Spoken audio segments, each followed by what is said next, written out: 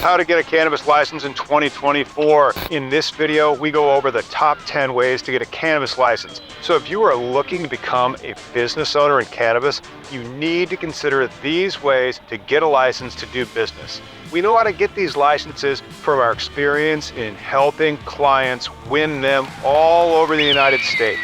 And we were really stoked for what 2024 has in store for new Schedule III cannabis. Let's start with the number 10, move to New Mexico. New Mexico is the openest of open market states, with anyone who is eligible to get a license getting a license. Basically, you need to be an adult and have a compliant real estate, maybe also water rights if you want to grow it, because, New Mexico is in a desert. It may not be the most profitable license, but it certainly is the easiest to get. Number 9, put a team together in New Jersey. Another open market that has more restrictions than New Mexico because 2/3 of the municipalities have opted out from allowing cannabis business in their jurisdiction.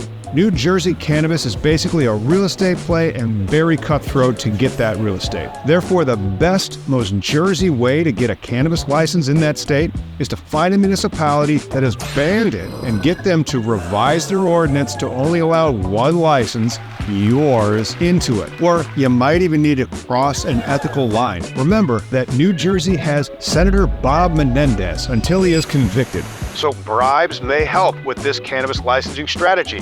We do not recommend using bribes. As the industry is filled with stories about officials getting a prison sentence because they accepted bribes. So maybe you use your political skill set to get a New Jersey license without using our number 8 way of getting a license. Number 8 on our list is also the number 1 worst way to get a cannabis license in 2024. Hands down. The worst way to get a license is paying bribes to officials to get it. Not only because it's illegal, but also the industry is already really politically rigged and seemingly rigged towards those that are politically connected and influential. Going right past the laws to bribery is not what the legal industry is really about.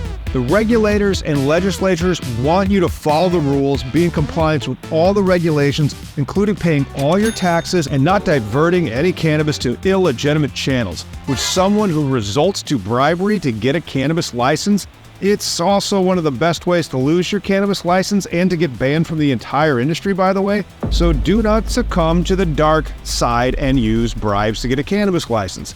It does happen, though. Number 7, buy distressed assets. That's right, the cannabis industry has fallen way out of favor in many jurisdictions, making getting a license, or at least equipment from a license, being liquidated much cheaper and easier to come by. Where can you scoop up a licensed or distressed assets for cheap in the industry? Pretty much everywhere that has done open markets. So Maine, Massachusetts, Michigan, Colorado, California, Oregon, Oklahoma, where ease of getting a license and the green rush that had everyone convinced that they would make money in the cannabis industry a few years ago converge. You can get a cannabis license for cheap in 2024, but there may be a reason why that license is cheap. I mean, how much would you have to pay to lose $100 a day? Because I would not pay jack squat for that offer. Number 6 has a lot better cash flows. Buy a license in a limited market state from someone who wants to cash out. You may not know it, but the cannabis industry is a real grind. It's highly regulated, has a lot of rules and everything to follow. Many operators want to exit at some point. Typically, they want to get the business going really well so they can sell it at a multiple of their top line earnings or EBITDA. This can take years because of how long it takes to get a license, build it out, and then get it operational and the cash flows to where you want to go and get to what they call in finance your terminal value so that you can fetch the highest price for your cannabis dispensary license. Did you know that these licenses can go for over $10 million based on their cash flows in limited market states like Illinois or Arizona? Of course, many sales of these licenses also fall through because of regulators or just plain market dynamics. Many of those people dreaming to get rich quick in cannabis may not fully understand that when they try to win a license. Brings us to number 5. Win a lottery for a cannabis license. I did it in 2023 a few times. You can too in 2024, but if you really want to win, you should consult with us regarding p-hacking, which is also known as math. That math will allow you to run regression analysis of data regarding the previous licensed lotteries in other states to arrive at an optimal license acquisition strategy. We work with joint venture clients only on these, and they must have liquidity in excess of $1 million. But winning a licensed lottery like that is one of the more advanced and complex services that cannabis consultants, which absolutely should be corporate lawyers that know math, provide to their partners.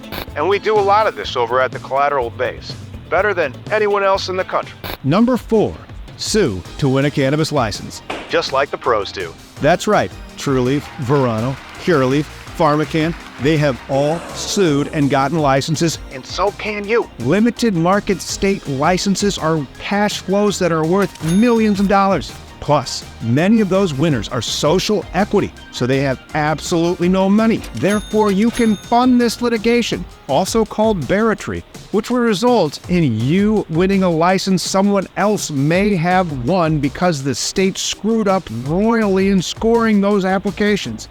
Happens all the time, especially in number 3. Number 3, win a merit-based application. Let's go over them. Texas, Florida, Alabama, Georgia, even Delaware for 2024. All of these states are merit-based applications that consultants charge in excess of 6 figures for you to have everything done perfectly. And we've won them before. You have to write them in a way that incorporates all laws, all regulations, plus also in such a generic yet specific way that lawyers are really good at crafting, because 100% of all these merit-based applications end up in lawsuits. Believe that. Believe it in Nevada, believe it in New Jersey, believe it in Florida, believe it in Illinois.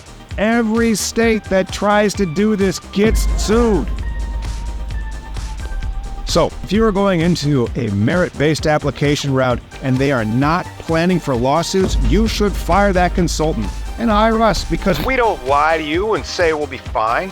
We say your app is going to be perfect. But the state screws up grading these apps all the time. So we quote you an extra 100 large so that you know that you should have a litigation budget included in the startup costs. Which brings us to the number 2, be social equity. It's no longer unconstitutional to judge people by their race or gender, at least not in cannabis if you call it social equity. And that voting block was integral in changing the law. While equal protection lawsuits loom in the future of this industry, if you or someone in your family was arrested for cannabis during the failed drug war, you have social equity, not based on the color of your skin or your gender, but that you were arrested for a plant that makes no sense. Now, this may not help when you open your doors in Maryland, where you just had to have lived somewhere or have gone to school, which makes me wonder if that's not narrowly tailored enough to satisfy strict scrutiny under equal protection analysis. Social equity will remain a vital part of the cannabis license schemes because many lawmakers want to repair the harms of the drug war and garner votes. So be sure to consider the right social equity partner to win a cannabis license in 2024. That brings us to the number 1 way to win a cannabis license in 2024. Be what your state wants in a license holder.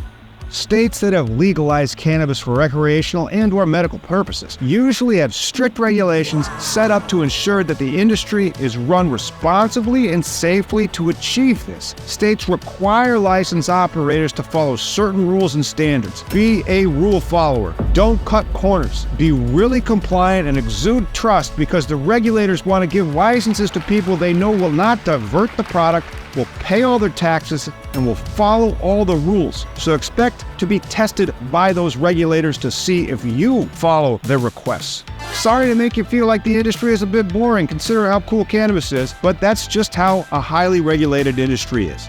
And those are the top 10 best ways that I know of to get a cannabis license in 2024. And watch us open up ours too by liking and subscribing to this channel, and tune in on Sundays for more cannabis legalization news.